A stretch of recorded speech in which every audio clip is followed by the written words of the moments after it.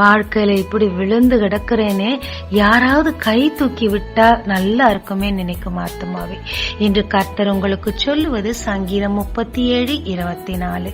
நீ விழுந்தாலும் தள்ளுண்டு போவதில்லை, கர்த்தர் தமது கையினால் உன்னை தாங்குகிறார். திருடனாகிய ஒனேசிமுவை யாருமே ஏற்றுக்கொள்ள முன்வரவில்லை. பவுல் மூலமாக இயேசுவை கேள்விப்பட்டு அவருக்கு தன் வாழ்க்கையை அர்ப்பணித்த போது திருடன் என்ற பெயர் மாறி எனக்கு பிரியமானவன் என்று பெயர் அவருக்கு வந்தது.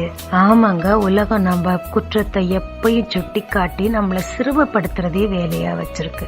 ஆனால் நம் தேவனோ தள்ளப்பட்ட கல்லை தலைக்கு மூளைக்கல்லாய் மாற்றுகிறவர். அவருடைய கரத்தை நீட்டி இருக்காருங்க.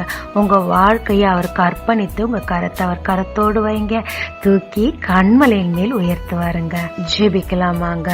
என்னை கரம் தூக்கி விடும் நல்ல தேவனே, என் வாழ்க்கையை உமக்கு அர்ப்பணிக்க கிருபை தாரும். இயேசு மூலம் பிதாவே, ஆமென்.